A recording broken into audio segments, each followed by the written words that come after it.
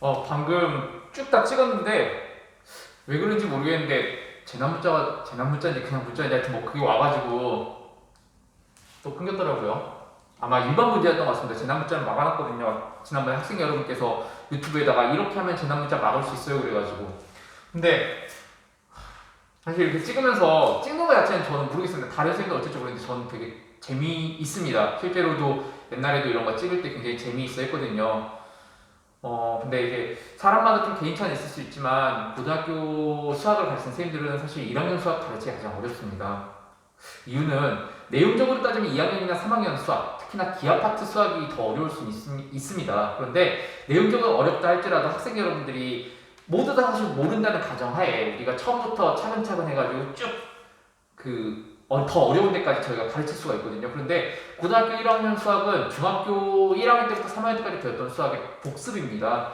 그러다 보니까 많은 학생들이 또 알고 있는 학생도 많고 진짜 모르면은 초등학교 수학부터 이미 포기하신 친구들이 있습니다. 그래서 그러다 보니까 물론 이제 초등학교 수학을 포기한 친구들이 문과로 가서 이제 그 친구들은 어쩔지 모르지만 저는 사실 이과만 항상 가르쳐가지고 이과에서는 막 그렇게까지 정하지는 않거든요.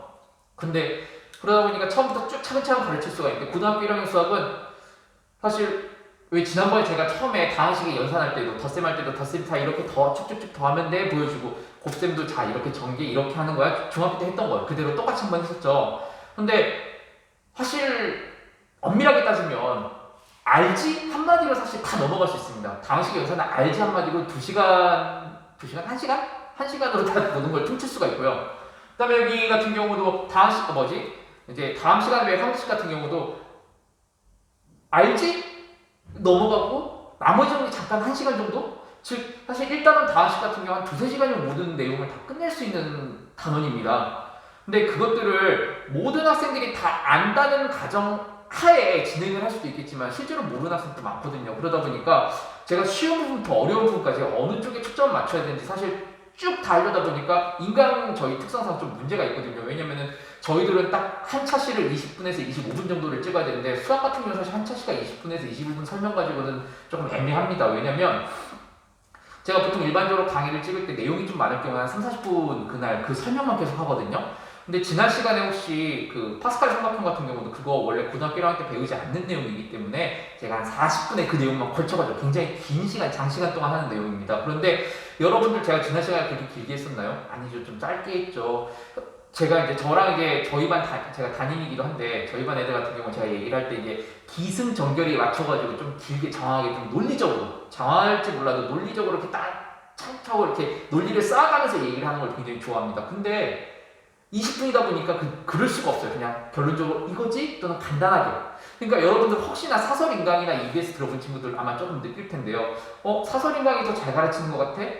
사실 EBS 선생님 굉장히 잘 가르치십니다. 근데 EBS 같은 경우는 특성이 한 타임에 1차시가 50분 강의로 그 다음에 그 1차시 동안에 한 단원 또는 2차시 동안에 한 단원 하다 보니까 많은 자세한 설명들을 해줄 수 있는 것도 아니고 그 다음에 모든 학생들 중에서 중상위권, 중하위권, 뭐 상위권을 맞춰서는 강의를 할 수가 없습니다. EBS는. 그러다 보니까 그 초점을 맞추다 보니까 아마 여러분들이 EBS 너무 쉬운 거 아니야? 라는 생각을 가지고서 하는데 아닙니다. 그분들 굉장히 잘 가르치시는 분들입니다. 다만 그 50분이라는 그 플랫폼에 맞춰가지고 근데 인간 같은 경우 사실 한 차시가 얼마지? 그러니까 그 한 주 찍을 때 사실 3~4시간에 걸쳐 장시간 찍죠. 그러다 보니까 논리적으로 체계적으로 하나하나 그러면서 쉬운 것부터 어려운 것까지 다 얘기를 할 수 있거든요. 뭐 저 또한 사실 고민 많이 했었습니다. 이거 가르칠 때 좀 뭐 다 알지? 아는 부분이니까 실제로 중학교 때 배웠으니까 알지로 넘어갈까? 아니면은 차근차근 하나씩 해야 되나? 근데 차근차근 하다 보니까 당시 곱셈 같은 경우는 차시가 굉장히 많이 늘어났었죠. 근데 그래도 조금은 그 수학을 포기하지 않을 수 있도록 제가 조금 쉬운 부분부터 좀 어려운 부분까지 해보려고 합니다. 그게 쉽지는 않은 내용인데요. 어차피 이쪽 부분 중학교 다 배웠던 내용이다 보니까 문제 중심보다는 이론 중심으로 하되 나중에 문제는 제가 지난번에 얘기했지만 그동안에 나왔던 수능 평가와 교육청 학력평가 기준으로 한번 풀어주는 시간 갖도록 하겠습니다. 자, 여기 아까 전에 사실 여기까지 찍다가 여기까지 다 나눠놓고서 강의가 끊겼어요. 그래서 이렇게 하면은 이거의 목과 나머지를 한번 써볼까요? 그렇죠. 목은 뭐가 될까요? 목은 2x제곱 플러스 2x 마이너스 3이죠. 그 다음에 나머지는 마이너스 4x 플러스 2입니다. 이것들을 이렇게 우리가 실제로 나눌 수 있지만 이거 말고 이제 좀 식을 가로식으로 좀 써보면은 이렇게 써볼 수도 있습니다. 가로식으로 쓸 때는 2x의 4제곱 더하기 x제곱 더하기 5x 마이너스 7은 자 목과 나머지를 쓸 수 이제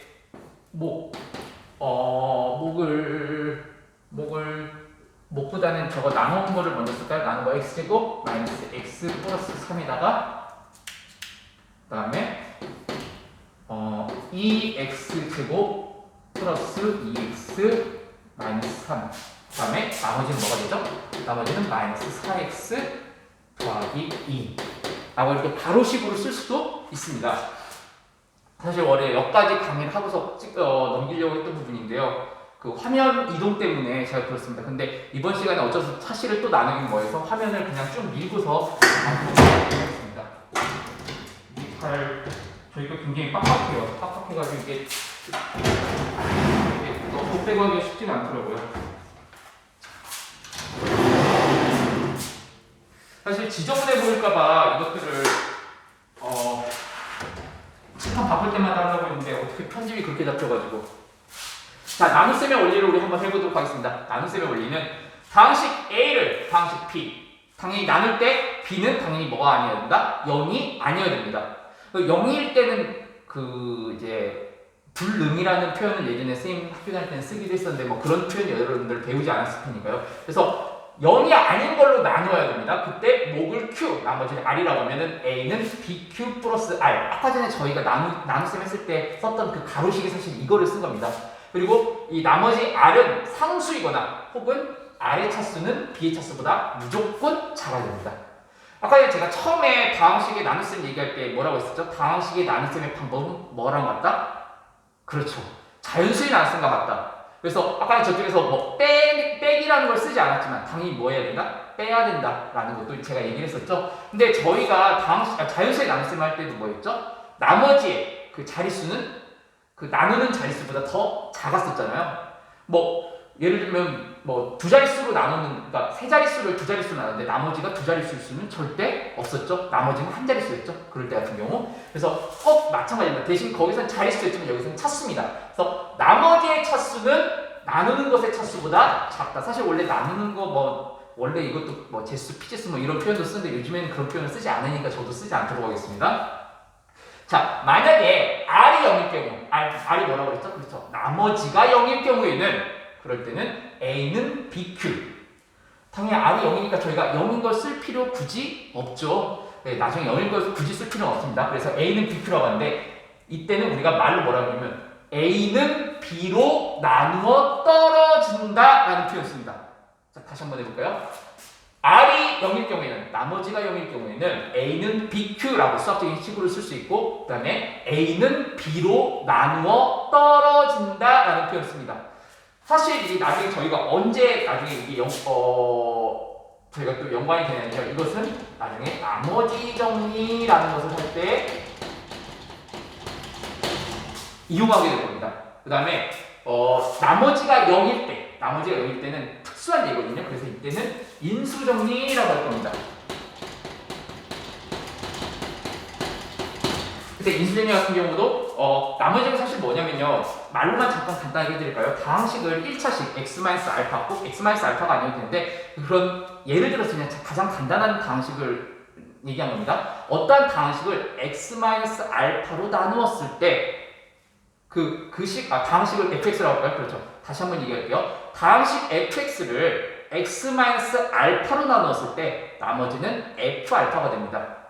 즉 x-알파, 즉 x-알파를 나왔을 때는 x에다가 알파를 대입하면 사실 나머지를 구할 수가 있습니다. 근데 그럴 때 나머지가 뭐면 0이면 나누어 떨어집니다. 나누어 떨어질 때는 그것이 a는 fx는 x-알파로 나누어 떨어진다라는 표현을 쓰고요. 그때 나누어 떨어진다는 말을 바꿔서 저희가 다시 또 어떤 표현을 쓰냐면은 x-알파를 인수로 가지고 있다라는 얘기합니다. 제가 아까 다항식의 곱셈에서 얘기했었죠. x-알파를 인수라고 할 수 있죠. 즉 금방 얘기한 것을 수학적인 수식으로 나중에 뭐 쓸 텐데요. 뭐 이렇게 쓸 수 있다라는 겁니다. 근데 x-알파로 이제 뭐 얘기할 수 있다. 이 x-알파를 인수로 가지고 있다라는 얘기를 할 거거든요. 꼭 나누어 떨어질 때만 저희가 인수 정리라고 합니다. 그지 않을 땐 나머지 정리라고 하고요. 그래서 뭔 얘기를 할 수 있냐면 인수 정리는 나머지가 0이 되는 나머지 정리의 특수한 예입니다. 바꿔서 수학적인 기호를 쓴다면 이렇게 써줄 수 있습니다. 나머지 정리는